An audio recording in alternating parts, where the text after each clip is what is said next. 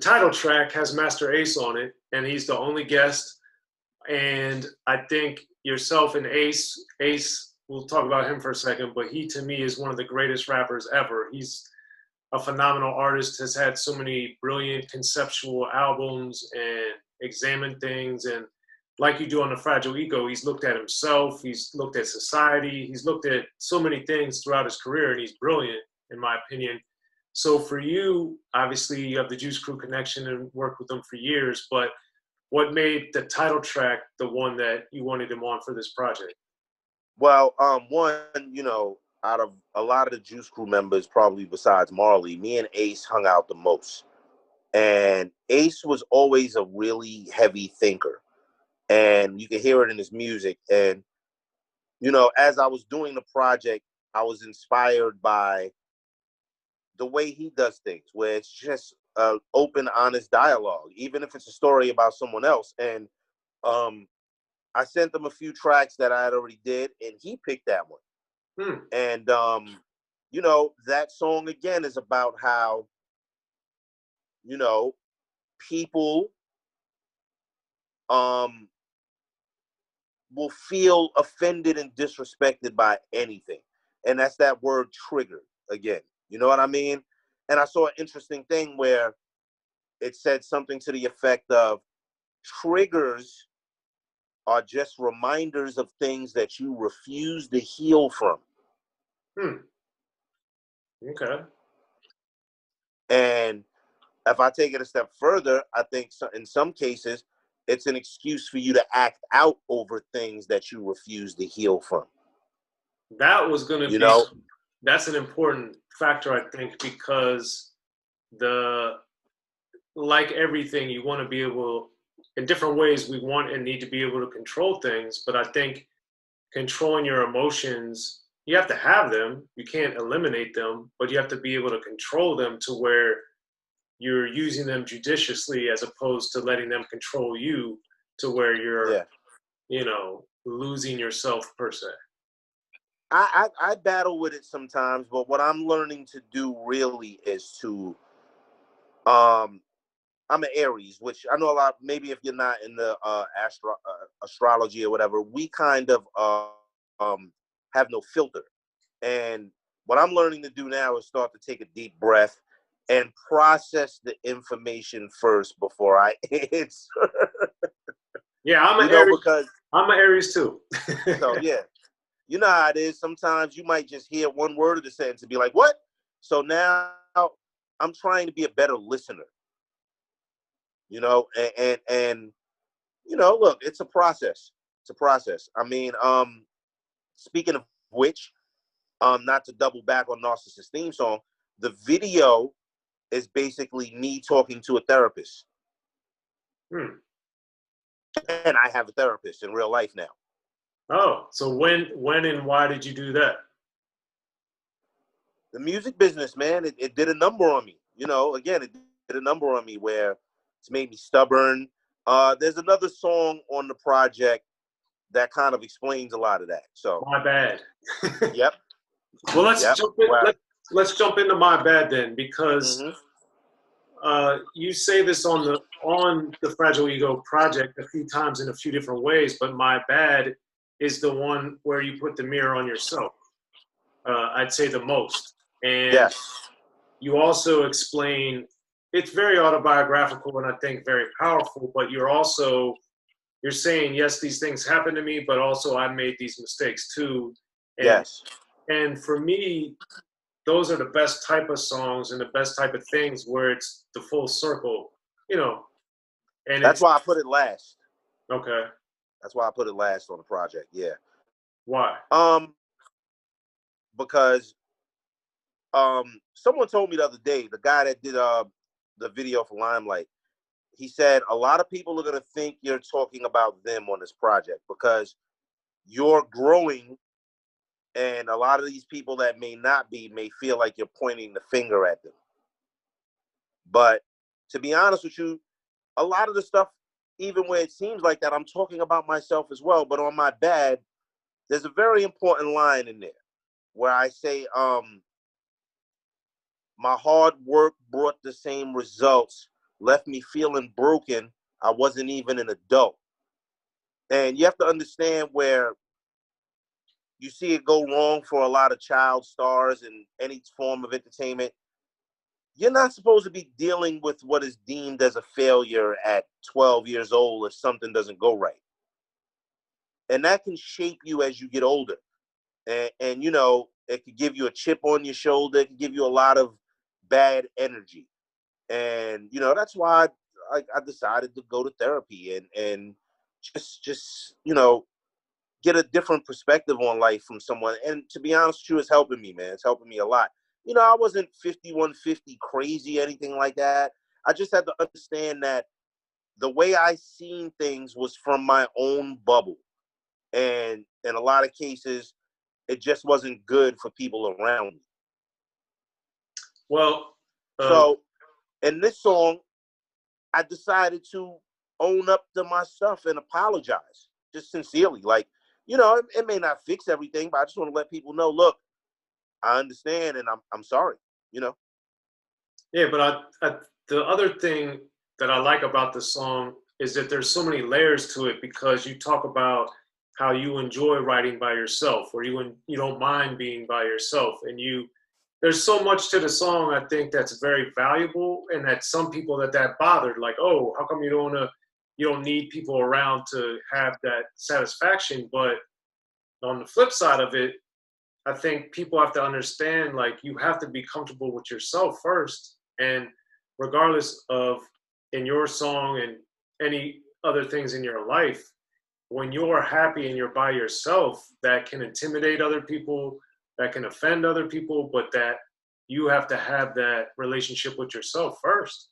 Very standoffish I was. But you got to also understand, as I say in the song too, and a lot of artists or people who feel drawn to something in the art world, whether it's music, painting, whatever, you could get so deep into it that it can make you, and I've said this in the song, emotionally unavailable.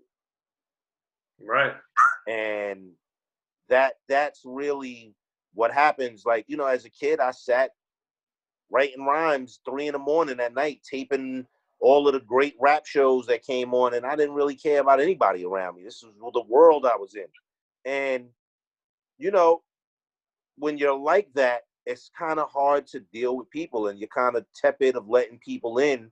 And again, it can affect your life, man. And so late in my years, I had to look back and think about some of this stuff and, you know, just try to look at things from a different perspective once again, like I said. So now, to me, it's interesting because Dear Daddy and My Bad, I think, are my favorite 2 songs on the album, but they're also the last 2 songs on the Fragile Ego. So from a sequencing business perspective, did you have any fears, since those 2 are so powerful, that they're the last one? Or like, how and why is it comfortable for you to put these super heavyweight, incredible songs as the last 2? well, because the whole project is short and sweet. It's only 7 songs. So it kind of builds. Like I said, it starts out with confusion with Away From Me.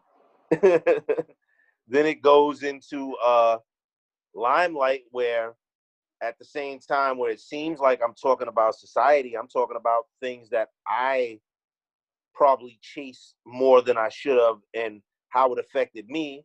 Then it goes into Narcissist Theme Song, where again, you're just questioning everything. You're questioning everything, because one of the hardest things in this entire world, which should be the easiest, is 2 people communicating. You would think after all of civilization, we would get this right at some point, you know? And it's still elusive. It's the strangest thing, you know what I mean? And that's because everyone feels their perspective is way more important than others. That is true, unfortunately. Yeah, we got that equality is a very important thing. Yeah. You know, I say this phrase, look, we all ain't shit. And the minute we realize that, we'll realize we're human, and we'll realize that none of us are always right all the time. None of us are always perfect all the time. We're gonna make mistakes, and that's just what it is. That's part of being a human being. You know what I mean? And it's frustrating, and you can hear it in some songs where I'm just completely frustrated by it because it's just like, wow, man, you know, when are we gonna get it? Well, on the one song we haven't talked about, It's a Draw, you talk about how fixing a lifetime of issues is tough. And that's something that I think, you know, as I always am trying to improve and do better myself, I also have to realize I'm not perfect, so I can't be too hard on myself because I'm trying to better myself. I'm trying to be a better person, a smarter person, a better father, a better partner, all this stuff, you know, all these things. But it's a process. It always is. And that song, It's a Draw, I think does a good job of addressing that. Well, you know, once again, you deal with people who feel like they never need to grow. They're good where they are. I mean, I've been there. And like I said, that lifetime of issues becomes so normal to you because you don't want to face it. And what happens is anyone who tries to address it becomes an enemy. You know, and though parts of it is about relationships with a woman, it's also about life too. You know, I said, if you're in the different perspectives, you need to check out the new joint because people, again, they hold on to the perspectives like it's the only view in the world, and it's a terrible thing. And like I said at the end, everybody loses. It's a draw. Nobody wins. Right. You know, so why are we even trying to win?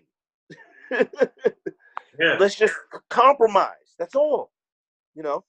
So now it's 2020. You came out in the 80s. You've been on major labels. You've been on independent labels. Now we're in almost totally digital world, basically. How do you see the fragile ego, the things you've learned along the way from all these different phases of your career that are going to help you navigate the world we're in now on the business side of things? What business? What business? Honestly, I just did it to hope it helps some people. That's it. That's it. That's it. I mean, as an indie artist, you have to come into this knowing that it's not going to be that profitable. You know, so I'm just excited about the message. I'm excited about maybe helping some people. That's it. Like me rapping about rap and how sucky the business is and how rap was better back then and all of that was not contributing to society. And that's what I want to do now. Just, you know, make people take a look at themselves, man. You know, it's going to be a hard fought battle, but you know, I think sometimes you can get lost in the music and it can hit you and you can be like, oh, wow, you know what? Damn, you know what? I'm kind of like that. Maybe I need to, you know, so that's what I'm hoping. As far as the business goes, we put it out. People like it. People don't like it. I'm not going to get 100 million streams where I'll get a check for over $10,000.